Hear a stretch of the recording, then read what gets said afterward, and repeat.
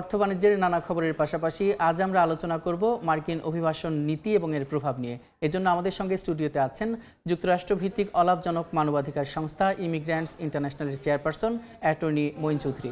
জনাব মঈন চৌধুরী, এ সময়ের বাণিজ্যে আপনাকে স্বাগত। ধন্যবাদ। এই যে মার্কিন যুক্তরাষ্ট্রের যে ভিসা নীতি নিয়ে এত জটিলতা সৃষ্টি হচ্ছে, সেটা নিয়ে আমরা আলোচনা করব। প্রথমে জানতে চাই যে যারা এখনো গ্রিন কার্ড হোল্ডার রয়েছেন এবং যারা শিক্ষার্থী রয়েছেন, মানে তাদের জন্য এটা কতটা ঝুঁকিতে রয়েছে? ধন্যবাদ। যারা শিক্ষার্থী আছে, বিশ্বের বিভিন্ন দেশ থেকে আমেরিকা আসে, তাদের শিক্ষা অর্জন করার জন্য আমেরিকা গেছে, কিন্তু দেখা যায় যে যারা শিক্ষার্থী হওয়ার পরে তারা হয়তো ফাইন্যান্সিয়াল কোনো প্রবলেমে থাকে, তারা কাজ করার চেষ্টা করে। যদি ইমিগ্রেশন জানতে পারে যে তারা অনুমোদন ছাড়া কাজ করেছে, তখন তারা এটাকে বলা হয় টার্মস অ্যান্ড কন্ডিশন ভায়োলেট করা হয়েছে। কারণ ভিসার যখন তাকে স্টুডেন্ট ভিসা দেওয়া হয়, কাজ করার অনুমতি দেওয়া হয় না। তো একটা সময় পরে সে কাজ করার অনুমতি পায়, তখন সে অবশ্যই কাজ করতে পারে। কিন্তু কাজ করার অনুমতি ছাড়া যখন সে কাজ করে, এরকম অনেকগুলো রেস্ট্রিকশনস আছে যে স্টুডেন্ট ভিসার ক্ষেত্রে, তখন তারা ভিসা নীতি ভায়োলেট করার কারণে তাদের ভিসা কিন্তু রিভোক করা হচ্ছে। এবং এটা অতীতেও ইমিগ্রেশন আইন ছিল এবং সেম আইন কিন্তু ডোনাল্ড ট্রাম্পের সময় এটা তারা একটু প্রয়োগ করছে ভালোভাবে এবং স্ক্রুটিনি করছে। আর যারা গ্রিন কার্ডধারী যারা আছে, তাদের ওই রকম রেস্ট্রিকশন নাই, কিন্তু তারা যদি বৈধভাবে গ্রিন কার্ড তারা পেয়ে থাকে, কোনো অনিয়মের সুযোগ নিয়ে না থাকে, কোনো ফ্রড ডকুমেন্ট দিয়ে না থাকে, কোনো মিথ্যা তথ্য না দিয়ে থাকে, তাদের ভয়ের কোনোই কারণ নাই। তবে তাদের রেস্ট্রিকশন হচ্ছে এটাই, তাদেরকে ভিসা দেওয়া হচ্ছে লিগ্যাল যে পার্মানেন্ট রেসিডেন্ট এলপিআর বলি আমরা গ্রিন কার্ডকে, তাদেরকে গ্রিন কার্ড দেওয়া হয় আমেরিকা থাকার জন্য। দেখা যায় কি অনেকে আমেরিকার গ্রিন কার্ড নেওয়ার পরে আমেরিকা তারা থাকে না, তারা বিভিন্ন দেশে থাকে। যে দেশের নাগরিক সে দেশে চলে যায়, 6 মাস থাকে ওই দেশে, তারপরে দেখা যায় 2 মাসের জন্য আমেরিকা যায়, আবার 6 মাস তার নিজস্ব দেশে থাকে। কারণ আমেরিকার উদ্দেশ্য যারা গ্রিন কার্ড নিচ্ছে তারা আমেরিকা থাকার জন্য। না থাকা যদি এয়ারপোর্ট এখন একটু কড়াকড়ি, আপনারা জানেন প্যান্ডামিকের পরে এই নিয়মটা অনেক শিথিল ছিল এবং বাইরের প্রশাসনও এই ক্ষেত্রে একটু শিথিল ছিল। কিন্তু ট্রাম্প প্রশাসন এখানে খুব কঠোর মনোভাব যে আইন সবাইকে ফলো করতে হবে।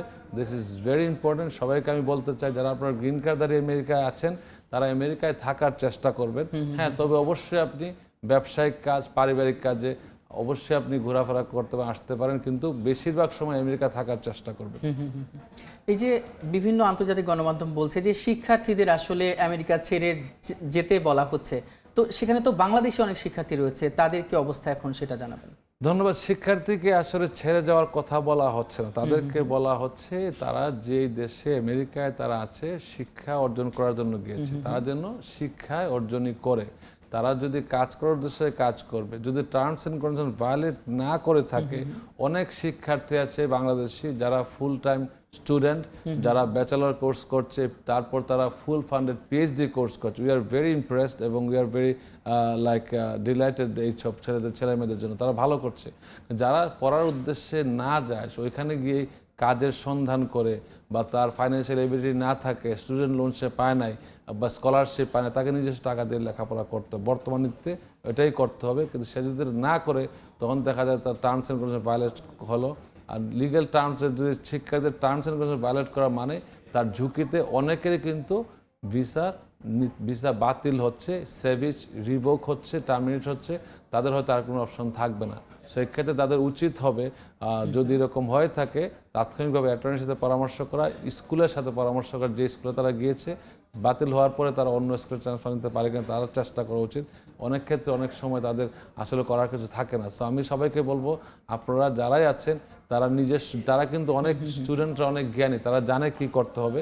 They should follow all the procedure, তারা ফলো করা উচিত। জি, এই যে দেখা যায় অনেক শিক্ষার্থীরা যায় এবং তাদের দেখা যায় শিক্ষা গ্রহণ শেষ যখন হয় তারপরে সম্ভবত 90 ডেজ থাকে যে তার মধ্যে জব জোগাড় করতে হবে সাবজেক্ট রিলেটেড, না হলে তাদের দেখা যায় আমেরিকা ত্যাগ করতে হবে।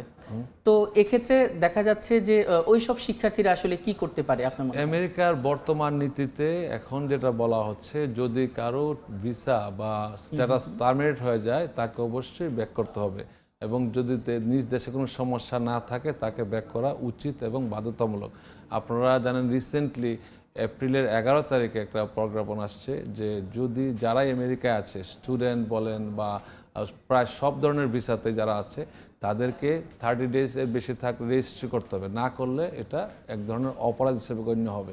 তাদের ফিঙ্গারপ্রিন্ট দেবে, USCIS এ যাবে। তো এটা খুব ক্রুশিয়াল, যারা একটু কম্পিউটার জানে তারা কিন্তু নিজে গুগল করে জানতে পারে, আমাদের মতো অ্যাটর্নিদের প্রয়োজন হয় না। তারা এটা, আমি সবসময় বলি, you should know the law and follow the law. If you don't know the law, you break the law, you are criminal. So if you know the law, you don't break the law. So it's very important. যে অনেক বাংলাদেশি তো আমেরিকায় আছেন, তো দেখা যাচ্ছে অনেকেই ইতোমধ্যে তাদের অনেক কিছু প্রসেসিংয়ে আছে হয়তো, কিন্তু নোটিশ পেয়েছেন আমেরিকা ছাড়ার। তো সেক্ষেত্রে বাংলাদেশি সরকারের কোনো কিছু করার আছে কিনা, কিংবা? ধন্যবাদ। যারা নোটিশ পেয়েছে ছাড়ার, তাদের আর কোনো কিছু প্রসেসিংয়ে নাই, কারণ প্রসেসিংয়ের সর্বশেষ পর্যায়ে হচ্ছে আমেরিকাতে। যারা, যেহেতু সময় টিভি থেকে ধন্যবাদ জানাচ্ছি আমাকে নিয়ে আসার জন্য, যেহেতু বাংলাদেশে ভিজিটে আসছিলাম। আমি মনে করি জনগণের জানা উচিত বিভ্রান্তিকর পরিস্থিতি থেকে পরিত্রাণ পাওয়ার জন্য। যারা কোনো একটা কেস তাদের কোনো আদালতের সর্বোচ্চ পর্যায়ে ডিনাই হয়ে গেছে, তার আপিলের প্রক্রিয়া শেষ হয়ে গেছে, আপিল সে করে নাই, তার ডিনাইলের পথে তার হচ্ছে রিমুভাল অর্ডার হয়। This is call order of removal. He or she must leave the country within certain time. তখন তারা না যায়, তখন তারা হয়ে যায় ইমিগ্রেশনের কাছে, তারা ফিউজিটিভ। আমরা যারা ফেরারি বলি, ইমিগ্রেশনে তারা ফিউজিটিভ। তাদেরকে ইমিগ্রেশন যে কোনো জায়গায় থেকে ধরলে কিন্তু তারা অ্যারেস্ট করবে এবং ডিটেনশনে নিয়ে যাবে, তারাকে সরাসরি পাঠিয়ে দেবে এই দেশে। জি জনাব মঈন, দেখা যায় অনেকে রাজনৈতিক আশ্রয়ের জন্য আমেরিকায় যায়, তারা কতটুকু সুবিধা করতে পারবেন? জেনেছি যে ডোনাল্ড ট্রাম্প বলেছেন যে 30 দিনের বেশি যদি কোনো অভিবাসী এসে থাকে, ভিজিটর, তাদের নিবন্ধন করতে হবে। তো সেটা তাদের জন্য একটা বাধা হয়ে দাঁড়াচ্ছে কিনা? ধন্যবাদ। রাজনৈতিক আশ্রয় হচ্ছে সবার একটা মানবাধিকার, একটা অধিকার। মানবাধিকারের মধ্যে রাজনৈতিক আশ্রয়টা পড়ে। যদি কোনো কেউ তার নিজ দেশে অতীতে, বর্তমান এবং ভবিষ্যৎ পারসিকিউশন শিকার হয়, সে ওই দেশে রাজনৈতিক আমেরিকা আশ্রয় নিতে পারে। ডিপেন্ড করে তার বর্তমান থ্রেটটা আছে কিনা, অতীতে তার কোনো থ্রেট ছিল কিনা, বা একিউজ হয়েছে কিনা, বা তার বিরুদ্ধে পারসিকিউশন করা হয়েছে কিনা, বর্তমান আছে কিনা, ভবিষ্যতে আছে কিনা। বাংলাদেশের প্রেক্ষাপটে যেটা বলবো, ধরেন যারা আগে বিরোধী দলে ছিল, যারা যারা 5 আগস্টের আগে যারা অ্যাসাইলাম ফাইল করে, তারা সবসময় ফাইল করেছে কি, তখনকার সরকার তাদেরকে নির্যাতন করেছে।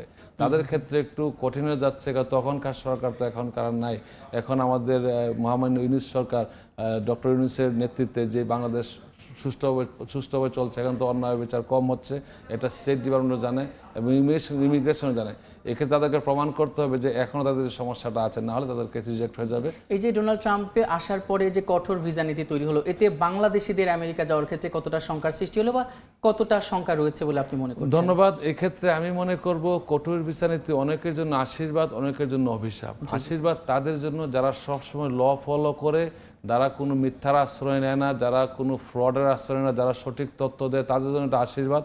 এবং অভিশাপ তাদের জন্য যারা অতীতে মিথ্যা তথ্য দিয়ে ভিসা নিয়েছে, মিথ্যা তথ্য আশ্রয় প্রার্থনা করেছে, তাদের জন্য অভিশাপ। তাদের ইমিগ্রেশন এখন পুঙ্খানুপুঙ্খ হবে, সব তথ্য যাচাই বাছাই করবে। আপনারা এমনও জানেন, এমনও হচ্ছে যারা অ্যাসাইলাম উইন করেছে, গ্রিন কার্ড পাওয়ার কথা তাদেরকে আর গ্রিন কার্ড দেওয়া হচ্ছে না।